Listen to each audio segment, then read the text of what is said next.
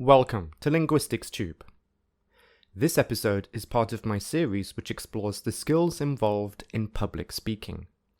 Through these episodes, you will learn and practice several essential techniques that will allow you to perform public speeches successfully and easily. In this episode, we will begin by learning about the structure that I recommend for a typical public speech. After that, we will focus on the first section of the structure, which is called the introduction. Thus, in this episode, we will learn how to create an effective opening for a public speech.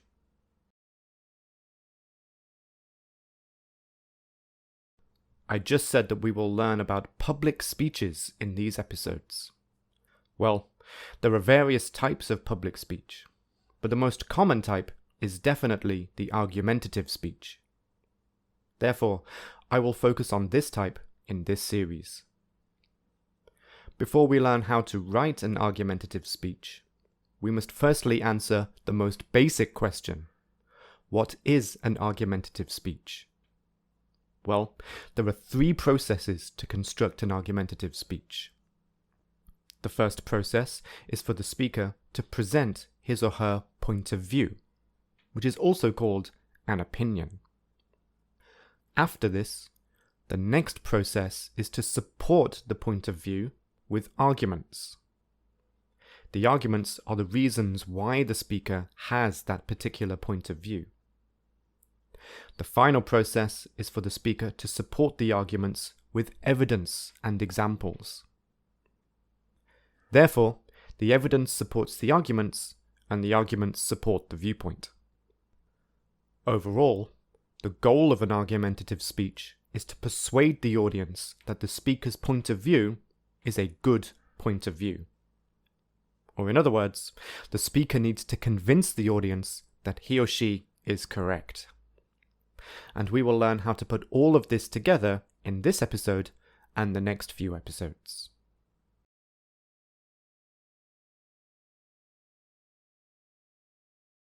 Argumentative speeches usually have three basic sections: the introduction, the body, and the conclusion.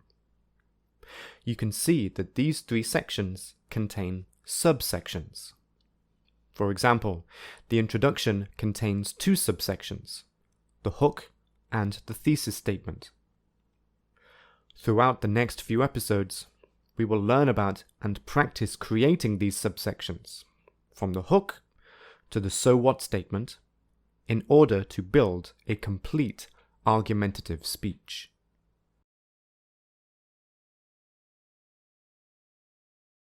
Looking at the structure in more detail, here you can see my suggested approximate word lengths for each section of the speech.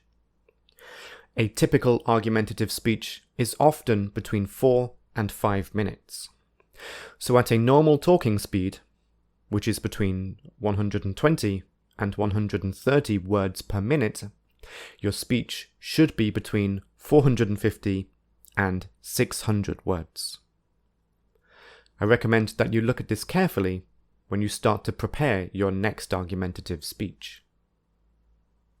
On this screen, you can see my recommended word lengths for a speech with 2 argument paragraphs. Of course, you do not need to follow these lengths exactly.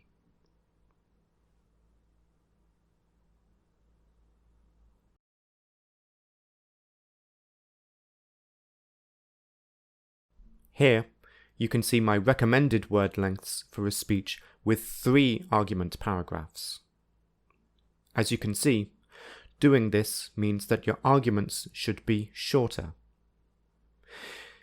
If you choose to have 3 arguments, which means that you will discuss more reasons in less detail, then you must ensure that the overall length of the speech is still 450 to 600 words. If you choose only 2 arguments, then you will have fewer reasons, but you can discuss them in more depth. So, this choice is really up to you. And finally, remember that these lengths are only my suggestions, so you can write more or less for each section.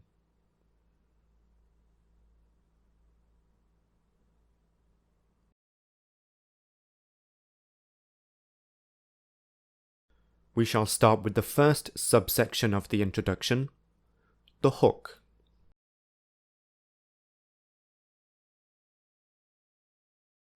The hook is the opening sentence of your speech, so it is the first words that the audience will hear. Because you need to make a good first impression on the audience, it must be interesting enough to get your audience's attention and keep that attention throughout the speech. If your hook is boring or cliché, or you don't have a hook and begin with the second section of the introduction, you will damage or even destroy the audience's interest in your entire speech. That's why it is so important to not only begin with a hook, which is quite easy to do, but to begin with an interesting hook. If you are not yet sure what makes a hook boring or cliché, then I will show you some examples later in this episode. There are actually a lot of interesting hooks, and different books and websites always have different ones. As a result, I've decided to show you my 6 favorite ways to start a speech.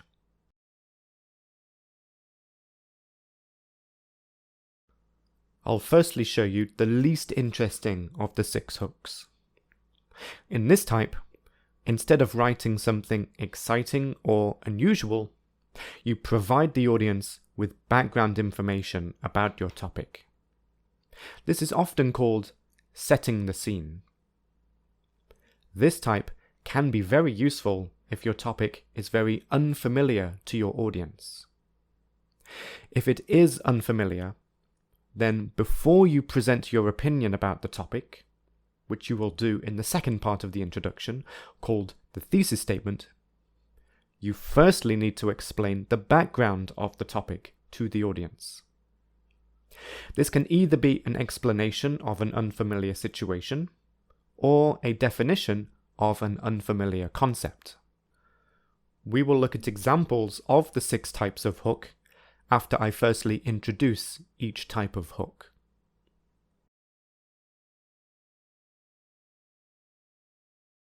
The second type of interesting hook could simply be called a contrast. But what do we contrast, and where? The contrast will be between the viewpoint in the hook and the speaker's actual viewpoint, which will be expressed in the second part of the introduction, called the thesis statement. Therefore, to use this type of hook, you must begin your speech by letting the audience believe that you will actually support the other side of the topic. To do this, your hook will present an idea, situation, or statement which is actually opposite your point of view. After the hook, in the next sentence, you must explain that this opening statement is actually the opposite of your real viewpoint, and then you will present your thesis statement. Contrasts like this are very interesting for the audience, probably because it is unexpected and mysterious. The next interesting way to begin a speech is with an interesting story about yourself, a friend, or a famous person. This is called an anecdote. The topic of the anecdote will be directly relevant to the topic of the speech.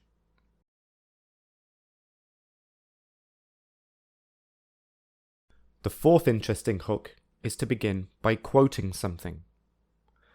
There are several types of quote. It could be a well-known quote, which your audience will almost certainly know. It could be the words of a famous person, whose name we can include with the quote.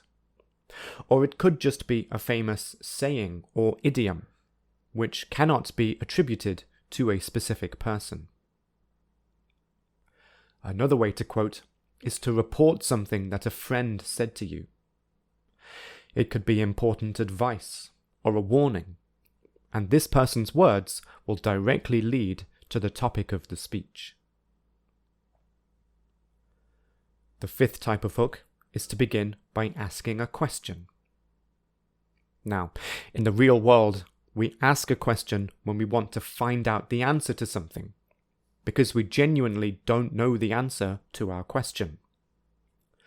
However, if you use a question in your hook, it is not a genuine question, because actually you already know the answer to your question. Therefore, to use a question in your hook, you firstly ask a question and then immediately answer the question. This is a specific type of question called a rhetorical question. This is an interesting type of hook because it is unexpected and exciting for the audience to hear a question and then the answer to the question. Because, like I said, the real purpose of a question is to learn the answer. So, to hear the answer immediately after you hear the question is interesting. Finally, it can be very exciting to begin by stating a fact. Of course, many facts can be boring, so it is important to make the audience interested in your topic by choosing an interesting or controversial fact. This fact will be directly relevant to your topic, and ideally, it should shock or surprise the audience by telling them something unexpected. To make your fact even more shocking or surprising, you can include a statistic. This will be a number, a fraction, or a percentage.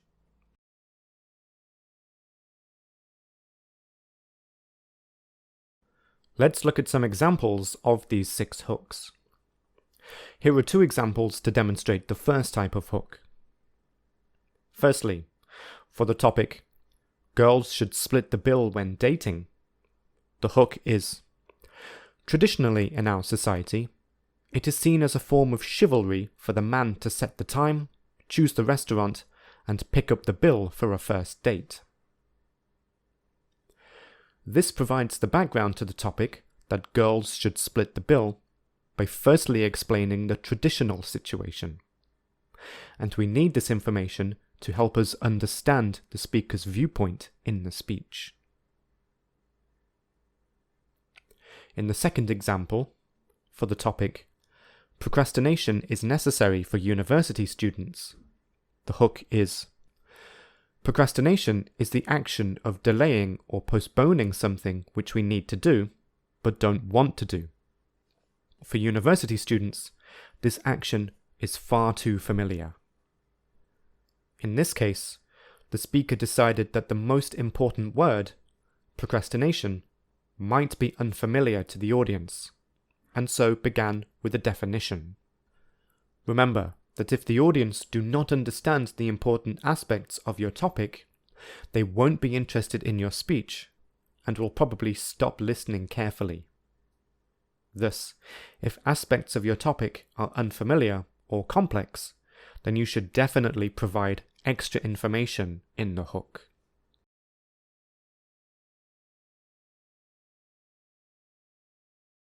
Here are 2 examples of the type of hook that express a contrast.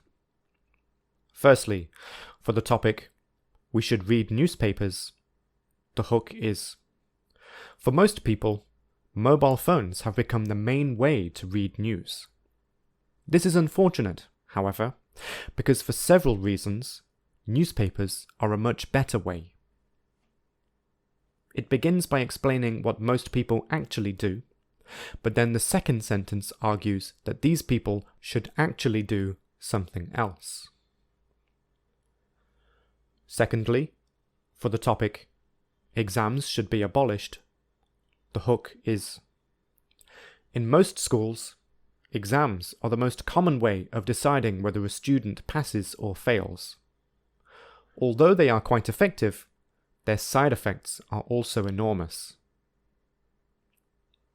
Here, the speaker begins by describing the common situation, but then claims that this situation is actually disadvantageous, and therefore will argue in his or her speech that this common situation should change.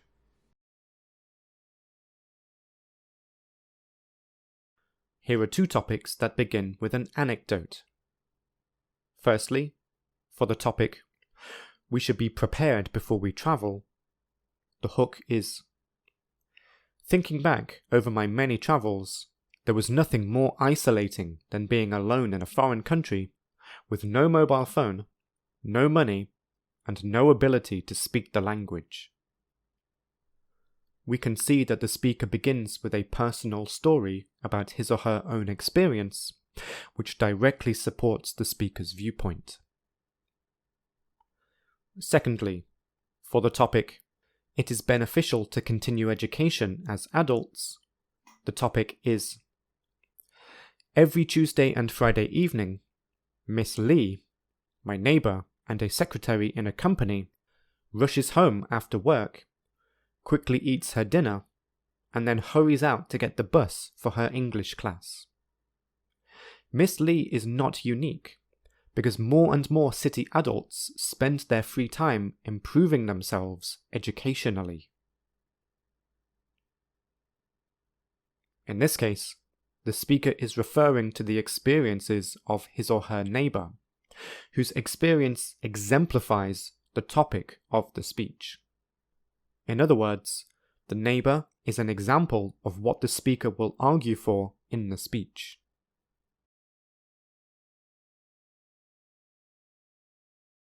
Regarding quotes, I said that there are a few different ways that you can use a quote to begin the speech. I will show you two different ways here.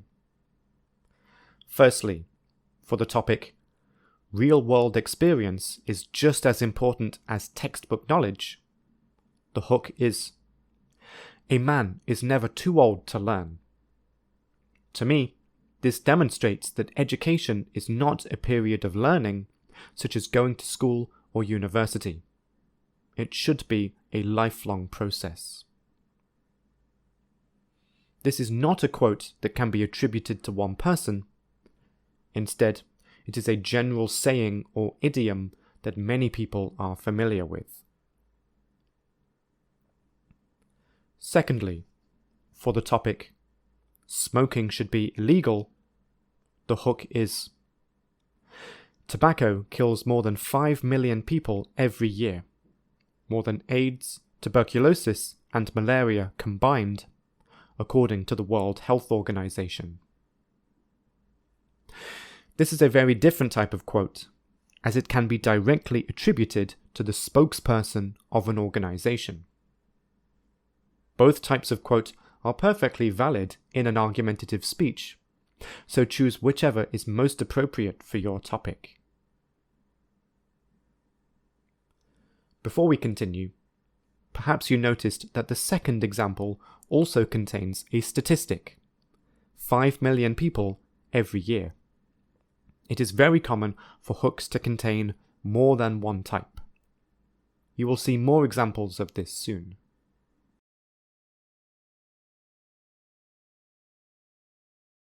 Remember that a rhetorical question is not a genuine question. You ask and then answer your question to grab the audience's attention. Let's look at two examples. Firstly, for the topic, being materialistic is good for individuals and for society, the hook is, what's the one thing you can do to make the world a better place? Yes, that's right. Earn as much money as you can. The question and answer is very explicit and succinct in this example, but the rhetorical question may not always be so obvious. For example, in the second topic, Chinese universities need foreign teachers, here is the hook. What is the difference between Chinese teachers and foreign teachers, the two types of teacher at university?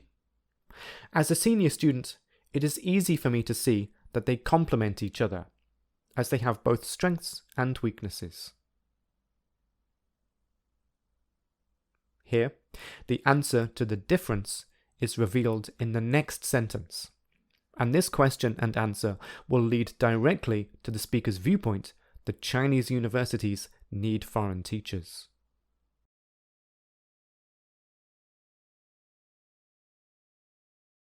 On to the sixth and final interesting type of hook now.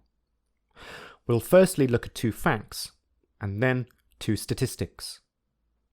Firstly, for the topic, girls should always wear makeup, the hook is, ancient Egyptians used eye makeup to keep evil spirits away and to protect their eyes from infection. This topic has the potential to be uninteresting or uninspiring to the audience, so the speaker has chosen to begin with an unusual piece of information which will eventually be linked directly to the speaker's viewpoint. In the second topic, tall buildings are ugly, the hook is, with fast economic growth, many skyscrapers have appeared in the major cities of China in recent years. People's attitudes towards these giant buildings vary widely. This hook states two facts, and these will directly support the speaker's viewpoint.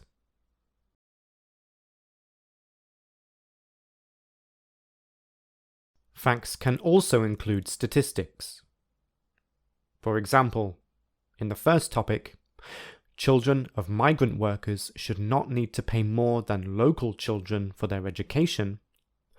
The hook is, recent decades have seen an unprecedented wave of rural workers flooding into big cities. According to a 2017 survey, in Shanghai, there were more than 2.5 million migrant workers, almost all of whom left their children in their rural hometowns. Not only is the statistic a huge number, but the topic is also emotional. Both of these together make a hook very interesting. Regarding the second topic, cigarette companies should not be allowed to advertise.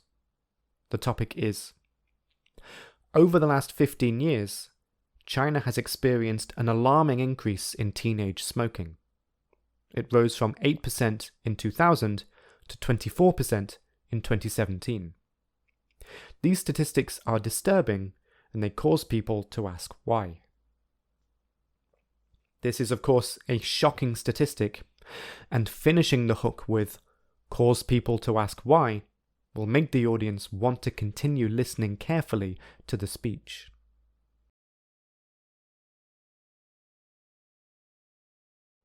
Earlier, I said that it is very important to avoid boring hooks, as they will easily lose the audience's interest in your speech. Instead, you must use interesting hooks to grab the audience's attention immediately, which makes it much more likely that they will continue listening carefully to the rest of your speech. But what are boring hooks? Which hooks are boring? In my opinion, if a hook is used too much, especially by younger speakers, such as those commonly used in high school essays and speeches, then it becomes cliché and uninteresting to most audiences. Here are 3 examples of overused hooks. For the topic, phones should not be allowed in school, the first hook is, with the development of technology, or with the development of society, every student has a phone in his or her pocket. The second hook, the use of phones in the classroom is a hot topic, or the use of phones in the classroom has been heatedly discussed. And the third hook is, nowadays, the use of phones in the classroom has received widespread attention. These are acceptable for younger speakers, such as high school students, but at an advanced level, one of the 6 interesting hooks is far more effective.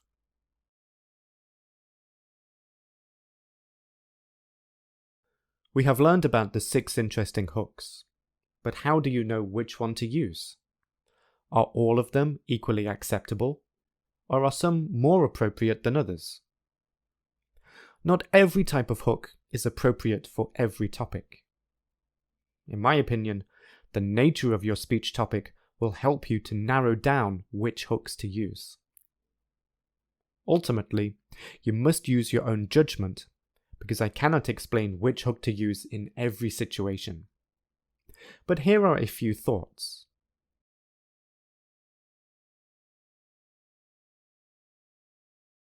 Firstly, if your topic is based on your own feelings and emotions, or inspired by your personal experiences, then an anecdote will be very relevant. We will look at some example topics in another episode. In contrast, if the topic is less emotional and more scientific, and not personally connected to the speaker's own experiences, then facts and statistics will be interesting for the audience. Again, we'll see some examples in the future. Finally, if your topic is very specific and perhaps unknown to the audience, then beginning with background information or a definition helps to provide necessary context to the audience, which they will need in order to better understand your viewpoint. In other words, your audience might not fully understand your opinion about the difficult concepts in your speech if the audience do not firstly have basic knowledge about them. Ultimately, you will need to make a decision about which hook is the most appropriate for your topic. For some topics, more than one hook will be acceptable, so you will have several options to choose.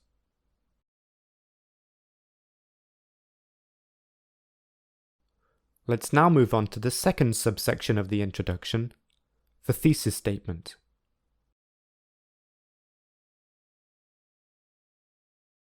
In a typical argumentative speech, the thesis statement should be one sentence which will appear at the end of the introduction, directly after the hook. The most effective thesis statements consist of two parts. Firstly, the speaker succinctly states his or her central main point of view. In other words, if you asked the speaker the question, "What is your speech about?" he or she would tell you the thesis statement. Secondly, the speaker briefly states the reasons why he or she has that viewpoint. Remember that your viewpoint on the topic is supported with arguments or reasons why you hold that viewpoint. In a typical argumentative speech, you should present between 2 and 3 strong reasons. Of course, you will present your reasons in detail in the main section of the speech, which is called the body of the speech. However, it is essential to briefly introduce your 2 to 3 reasons in the second part of the thesis statement. This is because providing a summary of your main reasons or arguments at the end of the introduction prepares your audience for what you will discuss, which will help them to follow and understand the detail that you'll provide in the body section. Let's look at an example.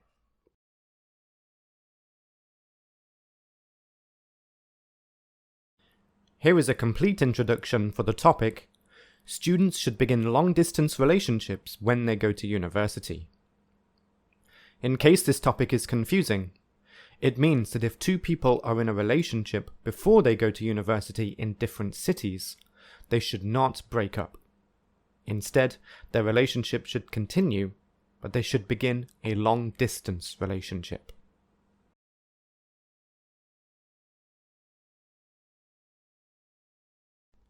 Can distance really make the heart grow fonder? My first answer to this question was a definite no. How could a long-distance relationship be better than all the benefits of a face-to-face relationship, such as companionship, communication, and sex? However, after thinking about this subject, it's clear that there are pros and cons to both types of relationship, which has changed my opinion on the subject. So, in my speech, I will argue that long-distance relationships can indeed be hugely beneficial for university students, not only for the couples themselves, but also the society as a whole. You can see that it contains two parts. The red part is the statement of the speaker's viewpoint, and the blue part is the summary of the speaker's reasons. Doing this prepares your audience for why you believe your point of view.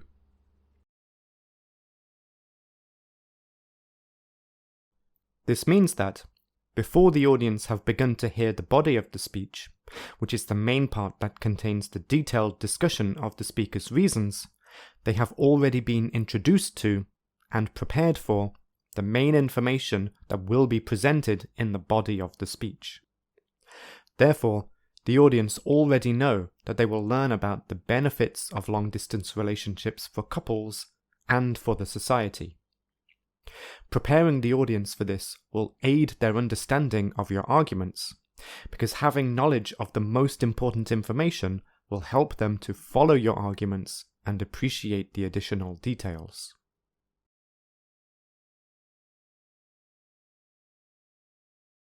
Let's now look at two possible arguments. Because the audience have been prepared for them, they will know that the speech will discuss the benefits to couples and to society. This existing knowledge will help the audience to understand the detailed explanation of the two arguments.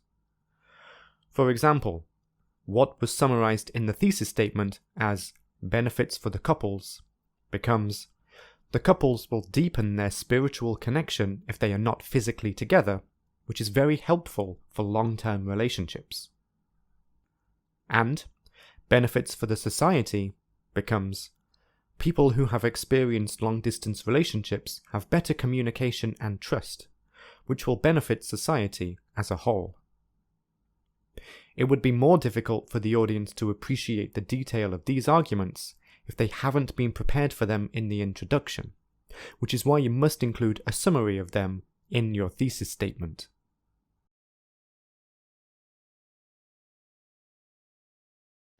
Writing an excellent thesis statement is not easy, and there are 5 common ways that thesis statements can be weak and ineffective. For this reason, I have 5 pieces of advice for ensuring that you have a strong, effective thesis statement. Firstly, a high-quality thesis statement is not a fact or a summary of facts. It must be the speaker's viewpoint about the topic, and this viewpoint is an opinion that can be argued. To demonstrate this, look at the example of a fact and an opinion that can be created from the fact. Many countries have already illegalized smoking in public places. China should follow the trend of other countries by illegalizing smoking in public places.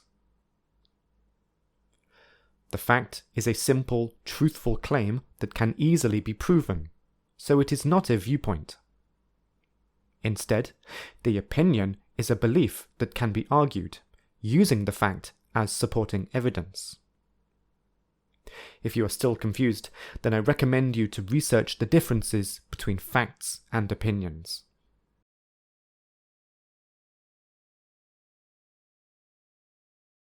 Secondly, the amount of detail in the thesis statement must be appropriate for the length of your speech. For example, in a short 4 to 5 minute speech, it must be specific, focused, and narrow, because the speech will only contain a small amount of information that needs to be summarized. However, in a huge 1-hour speech, the thesis statement needs to be general enough to include all the main viewpoints that will be discussed in that lengthy speech. So, for a typical argumentative speech, you must ensure that the thesis statement is not vague and general, and instead covers your viewpoint as clearly and precisely as possible.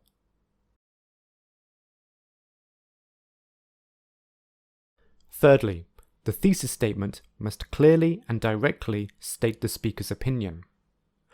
There are 2 common mistakes regarding this that result in weak thesis statements.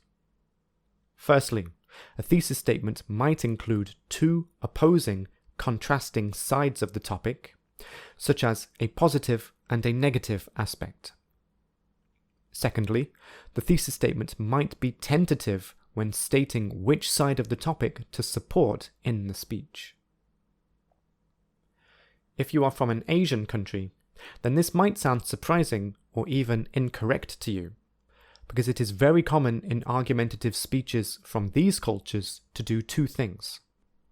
Firstly, to not strongly choose only one point of view, and instead to include both points of view in a way that minimizes confrontation. And secondly, to not strongly support one side and only tentatively support it. However, in English argumentative speeches, doing these produces a poor speech because it weakens the strength of your point of view and limits your persuasiveness. Thus, in an English argumentative speech, you must choose only one side of the debate and very strongly argue for the advantages of only that side.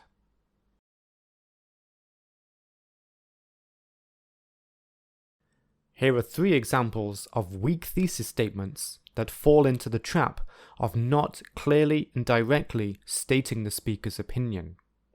I'll now read them. There are both advantages and disadvantages of banning smoking in public places, and I will explore both of these in my speech.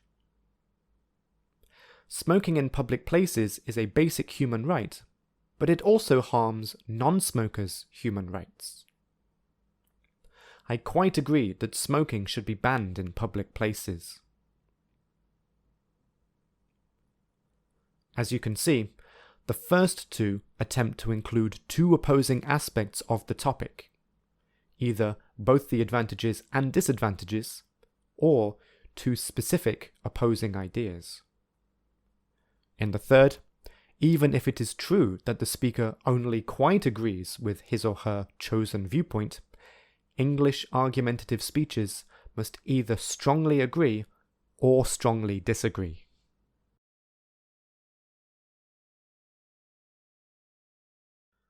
The fourth feature of a strong, effective thesis statement is related to the language you use. Specifically, your tone must be as strong and confident in the thesis statement as possible.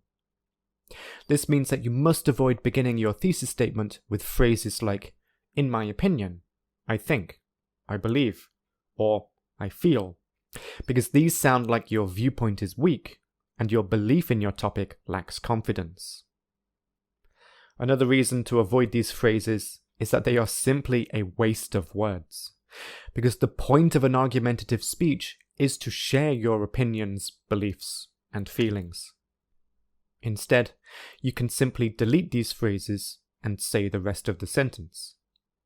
Without these phrases, the thesis statement will sound more confident and powerful. Finally, the fifth feature of a high-quality thesis statement is to avoid using the most common yet simplistic structure.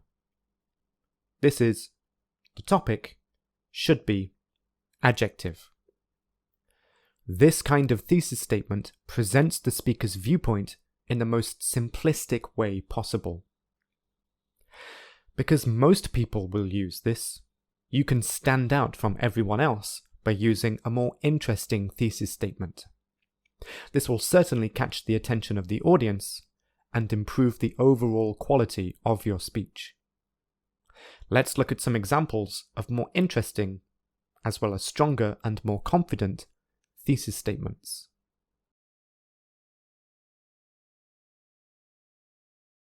We'll again use the topic, "Smoking should be banned in public places."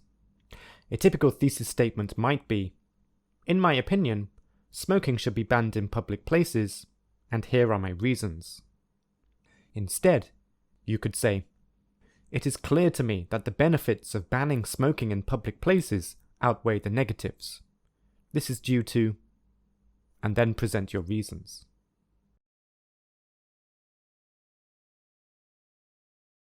It is undeniable that banning smoking in public places is totally necessary for 3 reasons. Undoubtedly, smoking in public places must be banned immediately because, as far as I'm concerned, it is essential that smoking be banned in public places. This is because I strongly agree that smoking be banned in public places due to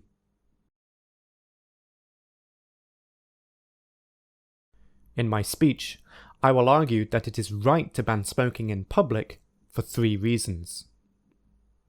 This is why I believe that smoking in public must be stopped now.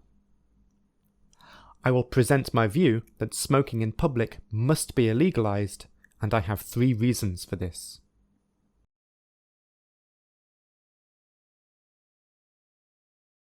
Also, to be more unusual and interesting, you could present your thesis statement as a question, such as, "Isn't it obvious that smoking should be banned in public places?" And then you can present your answer to this question in the body section. Finally, another way to do it, which also keeps your introduction short, is to combine the hook and the thesis statement. For example, my viewpoint is encapsulated in the following quote by a famous surgeon: "Smoking should be banned in all public places." That could be your entire introduction, and it is unusual and effective. This is the end of the video about the introduction of a public speech. If you liked what you heard, then you can find more videos in my Public Speaking Skills series, as well as other series on the topics of English and linguistics. Thank you for watching.